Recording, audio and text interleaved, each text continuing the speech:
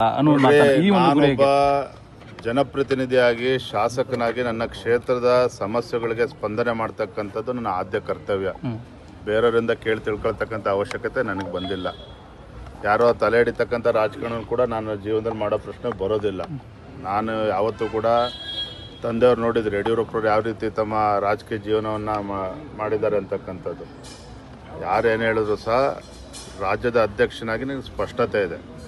ಪಕ್ಷವನ್ನು ಹೇಗೆ ಮುನ್ನಡೆಸಬೇಕು, ಹೇಗೆ ತೆಗೆದುಕೊಂಡು ಹೋಗಬೇಕು ಅನ್ನೋದನ್ನು. ಇನ್ನು ನನ್ನ ಕ್ಷೇತ್ರದ ವಿಚಾರ ಬಂದಾಗ ನನ್ನ ಕರ್ತವ್ಯ ಇದೆ, ಸಮಸ್ಯೆಗೆ ಸ್ಪಂದನೆ ಮಾಡ್ತಕ್ಕಂಥದ್ದು ಶಾಸಕ ನನ್ನ ಕರ್ತವ್ಯ ಇದೆ. ಆ ನಿಟ್ಟಿನಲ್ಲಿ ಸಚಿವರನ್ನು ಭೇಟಿ ಮಾಡಿರ್ತಕ್ಕಂಥದ್ದು ರಾಜಕೀಯಕ್ಕೂ ಇದಕ್ಕೂ ಯಾವುದೇ ರೀತಿ ಸಂಬಂಧ ಇಲ್ಲ ಸರ್. ಹಾಗೆ ರಾಜ್ಯದಲ್ಲಿ ಒಳ ಮೀಸಲಾತಿ ಜಾರಿ ಬಗ್ಗೆ ಸಾಕಷ್ಟು ಚರ್ಚೆ ಆಗ್ತಾ ಇದೆ. ಈ ಬಿಜೆಪಿ ನಿಲುವೇನು ಸರ್ ಒಳ ಮೀಸಲಾತಿ ಜಾರಿಯಾಗೋ ವಿಚಾರ? ಒಳ ಮೀಸಲಾತಿ ಬಗ್ಗೆ ಏನು ಸಿದ್ದರಾಮಯ್ಯನವರು ಇವತ್ತು ಮಾತನಾಡ್ತಾ ಇದ್ದಾರೆ, ಮುಖ್ಯಮಂತ್ರಿಗಳು ಮಾತನಾಡ್ತಾ ಇದ್ದಾರೆ. ಎಲ್ಲೋ ಒಂದು ಕಡೆ ಪ್ರಾಮಾಣಿಕತೆಯ ಕೊರತೆ ಅದು ಕಾಣ್ತಾ ಇದೆ.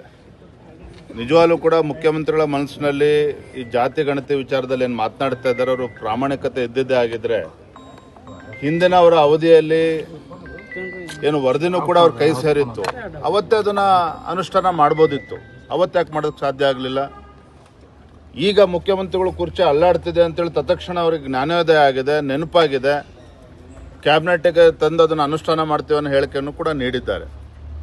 ಇವತ್ತು ಡಿ ಕೆ ಶಿವಕುಮಾರ್ ಅವರು ಏನು ಹೇಳಿದ್ದಾರೆ, ಒಕ್ಕಲಿಗರ ಸಂಘದ ಅಧ್ಯಕ್ಷರು ಬಾಲಕೃಷ್ಣ ಅವ್ರು ಏನು ಹೇಳಿದ್ದಾರೆ, ಶಾಮನೂರು ಶಿವಶಂಕರಪ್ಪನವ್ರು ಏನು ಹೇಳಿದ್ದಾರೆ, ವೀರಶೈವ ಮಹಾಸಭಾದ ಅಧ್ಯಕ್ಷರು ಎಲ್ಲವನ್ನೂ ಕೂಡ ಗಮನಿಸಬೇಕು.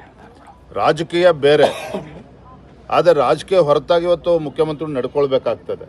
ಇವತ್ತು ರಾಜ್ಯದ ಮುಖ್ಯಮಂತ್ರಿಗಳು ಅಂತೇಳಿ ರಾಜ್ಯದ ಎಲ್ಲ ಸಮುದಾಯ ಎಲ್ಲ ವರ್ಗಕ್ಕೆ ನ್ಯಾಯವನ್ನು ಕೊಡಬೇಕು.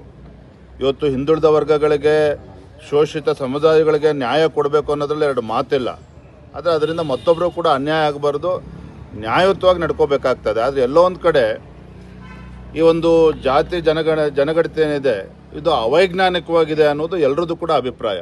ಹಾಗಾಗಿ ಎಲ್ಲರ ಅಭಿಪ್ರಾಯಕ್ಕೆ ಮುಖ್ಯಮಂತ್ರಿಗಳು ಮನ್ನಣೆ ಕೊಡಬೇಕಾಗ್ತದೆ. ಆದರೆ ಈಗ ತಮ್ಮ ಸ್ಥಾನಕ್ಕೆ ಕೂತು ಬಂದಾಗ ಈ ರೀತಿ ವಿಚಾರಗಳನ್ನು ಎತ್ಕೊಂಡು ಒಂದು ರೀತಿ ಎಮೋಷನಲ್ ಕಾರ್ಡ್ ಪ್ಲೇ ಮಾಡ್ತಕ್ಕಂಥ ಪ್ರಯತ್ನ ಮುಖ್ಯಮಂತ್ರಿಗಳು ಮಾಡ್ತಾ ಇದ್ದಾರೆ ಅನ್ನೋ ಭಾವನೆ ಎಲ್ಲರದ್ದು ಕೂಡ. ವಿಜಯೇಂದ್ರ ಅವರು ಸಿಎಂ ಕನಸು ಕಾಣ್ತಿದ್ರು, ಹಾಗಾಗಿ ಸರ್ಕಾರ ಪತನಗೊಳಿಸೋದಕ್ಕೆ ಷಡ್ಯಂತ್ರ ನಡೆಸ್ತಿದ್ದಾರೆ ಅನ್ನುವಂಥ ಮಾತುಗಳು. ಕನಸು ಕಾಣದ ಸಂದರ್ಭ ಬಂದರೆ ಹೇಳ್ತೇನೆ, ಸದ್ಯಕ್ಕೆ ಬೇಡ.